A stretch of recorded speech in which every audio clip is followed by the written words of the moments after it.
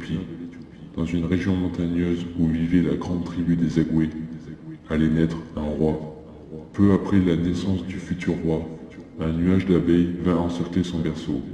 Sa mère, voyant dans les abeilles un symbole de soldat, de force et d'ardeur, décida alors d'appeler son fils Lalibela, celui qui, par les abeilles, a été reconnu souverain. Très vite, le futur roi attisa la jalousie de ses grands frères, dont celle du régent actuel, le roi Arbé.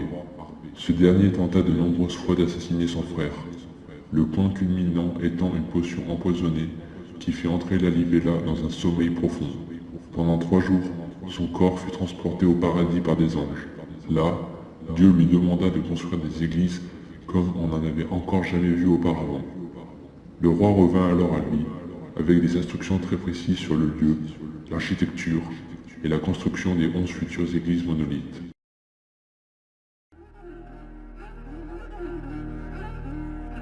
Après que le roi Arbé se fut réconcilié avec son jeune frère et qu'il ait abdiqué en sa faveur, Lalibela fut proclamé roi.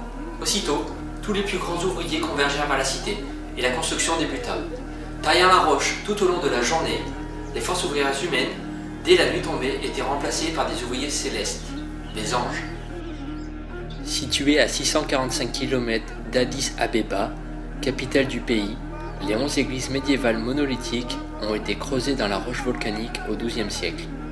C'est en raison des risques croissants rencontrés sur la route de Jérusalem, puis de la prise de la ville par les troupes de Saladin, que les pèlerinages vers la ville sainte sont interrompus en 1180.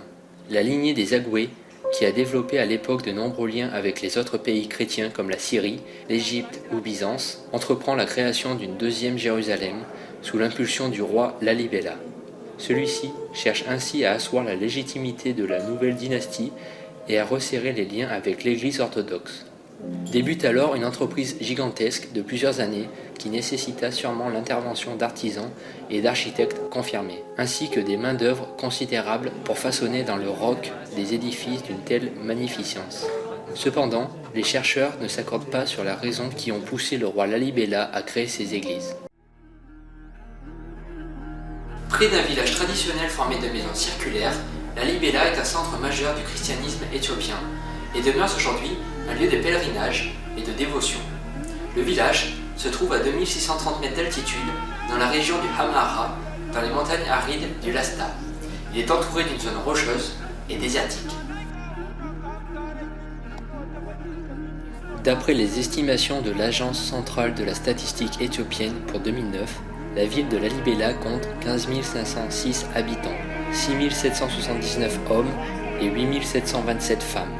La proportion des enfants de moins de 15 ans s'élève à 38,15% de la population, celle des jeunes de 15 à 29 ans à 27,83% et celle des 30 à 59 ans à 26,32%.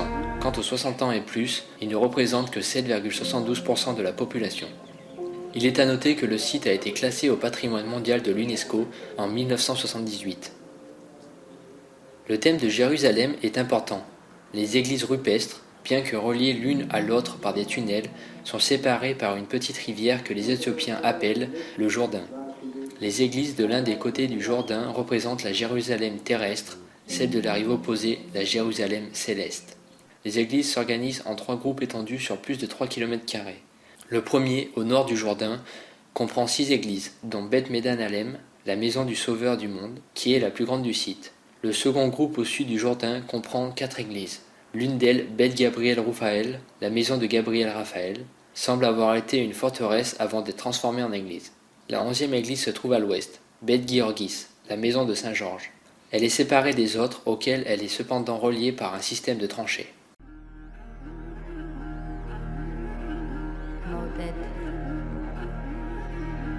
Beth Georgis est l'église la plus fameuse et la plus photographiée de la région. Elle représente l'apogée de cette tradition des églises sorties de la roche. Elle est aussi la plus parfaitement taillée et la mieux conservée. Pour les construire, les ouvriers commençaient d'abord par marquer une grande surface sur la roche. Puis ils creusaient des tranchées autour jusqu'à ce qu'un bloc central soit libéré. C'est alors qu'ils commençaient à sculpter la roche. D'abord, un tunnel pour atteindre le centre du bloc, puis l'église prenait forme de l'intérieur. La roche volcanique rouge était très souple à tailler. On ne sait toujours pas exactement qui furent les architectes. Les spécialistes estiment qu'il a fallu plus de 40 000 ouvriers.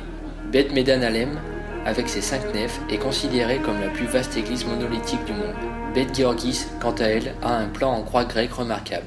La plupart de ces monuments ont probablement été d'emblée utilisés comme église, même si Beth Mercurios et Beth Gabriel Raphaël ont d'abord pu être des résidences royales.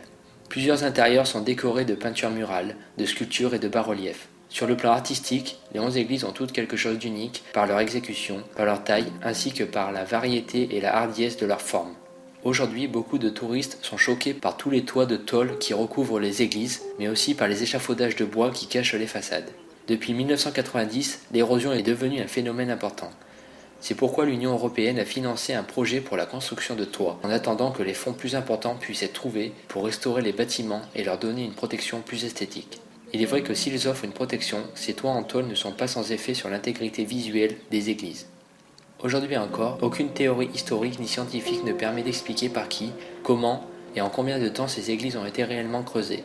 En effet, lors de la restauration de la dynastie salomonienne en 1270, une destruction systématique de tous les manuscrits fut entreprise, comme pour rayer de l'histoire la période des Agoués considérés comme des usurpateurs. Finalement, toutes les théories se valent par leur imprécision et ne font qu'épaissir le mystère qui plane sur ce site, ce qui laisse le champ libre à tous les mythes et légendes que les Éthiopiens intègrent si facilement à leurs croyances. Absorbés par l'esprit des lieux, on se laisse parfois aller à croire qu'il y a bien dans cette œuvre monumentale une forme d'intervention divine. La part de travail réalisé la nuit par les anges, comme l'affirment à l'unisson les prêtres convaincus.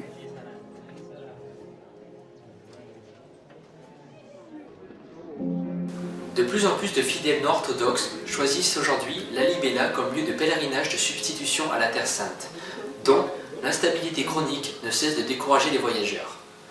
Ainsi, 8 siècles après, l'histoire balbutie et vient confirmer Lalibela dans son rôle de Nouvelle Jérusalem, tel que l'avait souhaité le grand souverain de l'époque. Merci d'avoir suivi mon reportage sur Lalibela. On se revoit le mois prochain et continuez de vous cultiver.